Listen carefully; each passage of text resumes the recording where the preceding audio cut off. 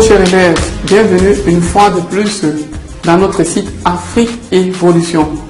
Alors aujourd'hui nous allons étudier, n'est-ce pas, les éléments chimiques.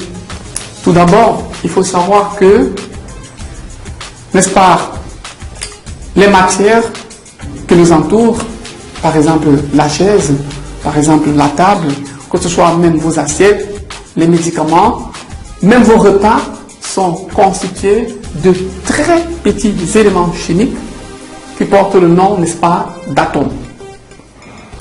On distingue, n'est-ce pas, une grande variété, n'est-ce pas, d'atomes. Alors, les atomes en eux-mêmes, n'est-ce pas, sont constitués, n'est-ce pas, des éléments chimiques dont la représentation, ou alors le symbole, est donné par l'écriture, la X, A, Z. Alors, comment appelle-t-on la lettre O, ou alors que représente la lettre A? A représente ce qu'on va appeler, n'est-ce pas, le nombre de masses de l'élément chimique. Z représente, n'est-ce pas, ce qu'on va appeler le nombre de protons, ou tout simplement le nombre de charges de l'élément chimique. Cependant, il existe également à l'intérieur, n'est-ce pas, d'une molécule ou d'un élément chimique des neutrons. Alors, comment fait-on pour déterminer le nombre de neutrons contenus dans un élément chimique? C'est tout simplement par la formule A égale N plus Z. Alors, vous devez savoir que dans un élément chimique possédant grand A, n'est-ce pas, nombre de nucléons ou nombre de masses, et grand Z, nombre de charges, le nombre de neutrons est grand N égale à A moins Z. Alors, de cette écriture, nous constatons que le nombre de nucléons que possède un élément chimique n'est autre que la somme, n'est-ce pas, du nombre de neutrons plus le nombre de charges. Je dis le nombre de nucléons, ou tout simplement le nombre de masses, n'est-ce pas, d'un élément chimique, est l'ensemble constitué par le nombre de charges et le nombre de neutrons contenus dans cet élément chimique. C'est pour cela que la masse, n'est-ce pas, d'un élément chimique est égale à la somme des masses, n'est-ce pas, définies par les neutrons ainsi que par les protons qu'il contient, ou tout simplement qu'il renferme. On va écrire la masse d'un élément chimique qui est X à Z, c'est égal au nombre, n'est-ce pas, de protons que possède, est égal à la somme des masses des protons qu'il renferme, ainsi que la somme des masses des neutrons qui le renferment également. Voilà.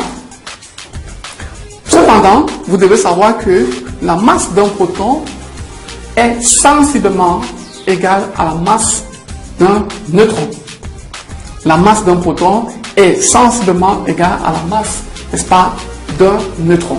Ce qui fait que la masse de l'élément chimique sera maintenant, étant donné que la masse du proton est sensiblement égale à la masse du neutron, la masse de l'élément chimique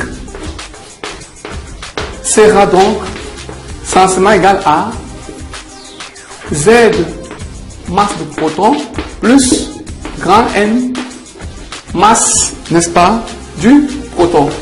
Vous remarquez que la masse du proton, ou la masse du neutron, a été remplacée par celle du proton. Alors, en mettant dans la masse du proton en facteur, on obtient grand Z plus N masse de proton, ce qui nous donne, n'est-ce pas, grand A masse de proton. Finalement, la masse de l'élément chimique, dont la formule, voilà, dont le symbole est X à Z, n'est autre égal au nombre de nucléons multiplié par la masse, n'est-ce pas, d'un proton. C'est cette formule qu'on devra également retenir. Alors, on peut faire un petit exemple en nous amusant à travailler par exemple avec l'hélium pour essayer, n'est-ce pas, de déterminer le nombre de nucléons dont il renferme, ainsi que la masse, n'est-ce pas, de cet élément chimique en fonction de la masse, du nombre de protons et du nombre de neutrons qu'il renferme. En effet, l'hélium, n'est-ce pas, admet pour symbole l'hélium admet pour symbole He41.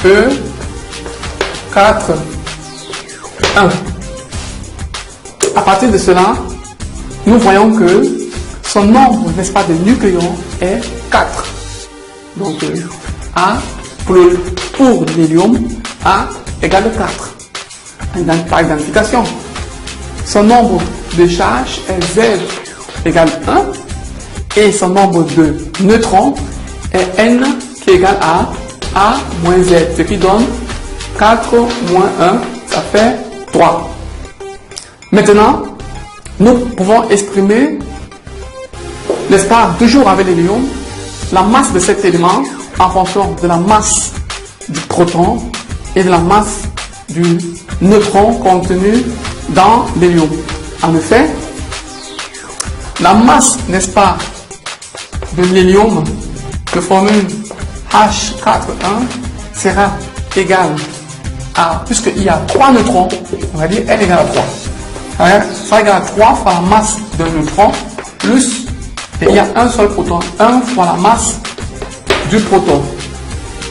Ce qui donne 3 fois la masse d'un proton plus la masse du proton, en supposant que la masse du proton est sensiblement égale à celle du neutron, soit 4 fois la masse, n'est-ce pas, du proton.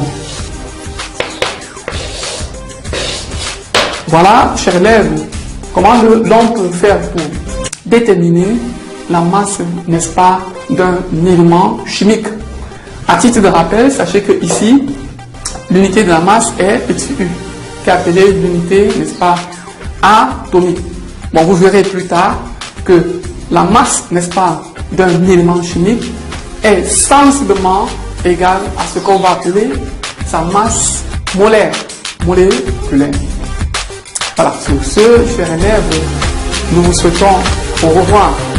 On nous revoit bientôt pour une autre leçon sur Afrique et évolution.